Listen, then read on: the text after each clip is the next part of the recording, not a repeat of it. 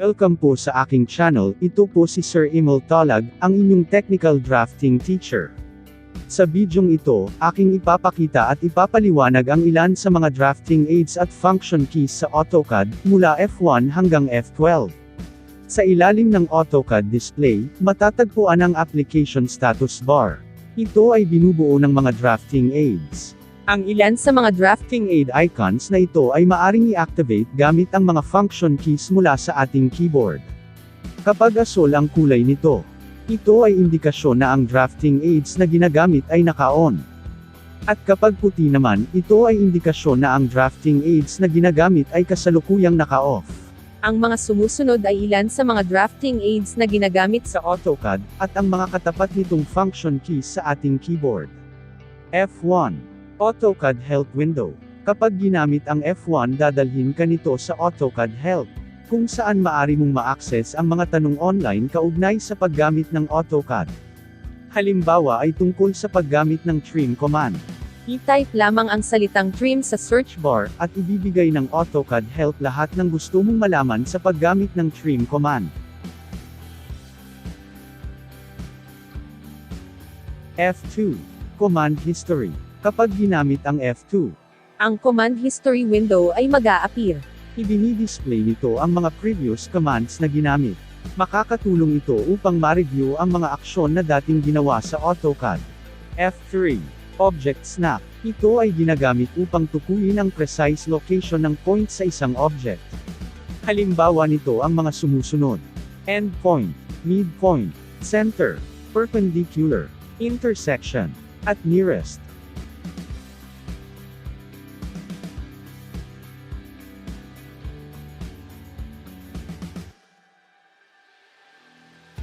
Upang magamit ang mga object snap sa pag-drawing, dapat nakaset ang mga ito, para may set hanapin ang icon na ito sa application status bar sa ibabang bahagi ng screen. I-click ang arrow na nasa kanang bahagi nito, At piliin ang object snap setting. ang drafting setting dialog box. Ay mag-a-appear, piliin at lagyan lang ng check ang mga kailangang object snap. F4. 3D Object Snap. Gaya ng F3, ito ay ginagamit upang tukuyin ang precise location ng point sa isang object. Idinisenyo ito upang gamitin sa mga 3D objects. F5. Isoplane. Bago magamit ang F5 o isoplane, mahalaga na i-click muna ang isodraft icon na ito. Ganito ang direksyon kapag isinet mo ang Isoplane sa top. Ganito naman ang direksyon kapag isinet mo ang Isoplane sa right.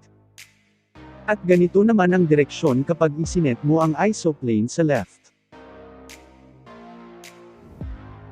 F6. Dynamic UCS. Sa pamamagitan nito, pansamantalang inihaanay ang X at Y plane ng UCS sa isang planar surface ng isang 3D solid object, habang nag-create ng isa pang object.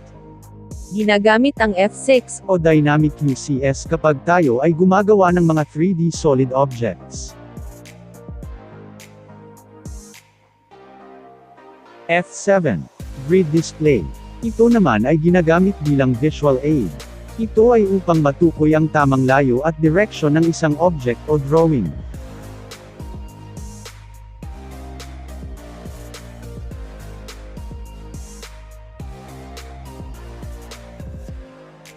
F8.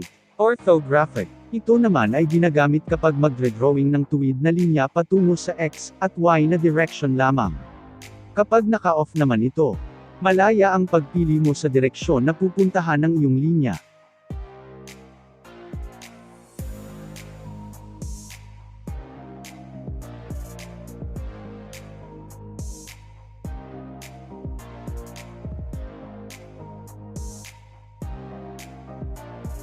F9. Grid Snap. Kung ang F3 ay ginagamit para tukuyin ang precise location ng point sa object, ito naman ay ginagamit upang matukoy ang eksaktong lokasyon ng grid point. Kapag ito ay naka-on, ang cursor ay pumupunta lamang sa bawat grid point. At kapag ito naman ay naka-off, ang cursor ay pwedeng pumunta kahit saang lokasyon sa ating drawing area.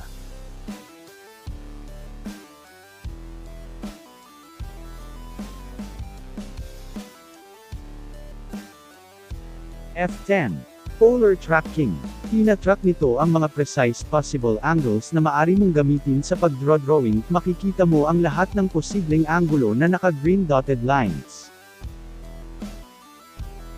Maaring iset ang mga angles interval sa pamamagitan ng pag-click sa arrow na katabi ng icon nito, at piliin ang tracking setting pagkatapos i-click.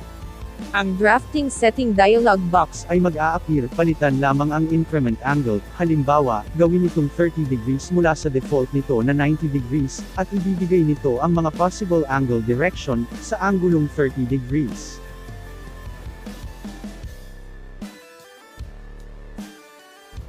F11. Object Snap Tracking. Kapag ito ay naka-on, maaari mong malocate ang mga object snap na hindi sadyang nakikita sa isang object.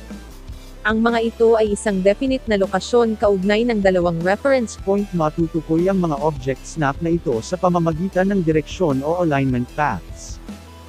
Dapat may set ang mga kaugnay na object snap upang magamit ito. I-point ang mouse sa icon nito sa baba, at mag-right click, piliin ang object snap tracking setting.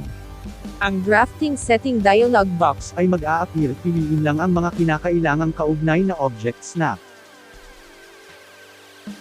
F12. Dynamic Input. Kapag ito ay naka-on, ibini-display nito sa tabi ng cursor ang mga geometrical information ng object gaya halimbawa ng distance value at angle value, gayon din ang mga alternatibong paraan para mag-enter ng command.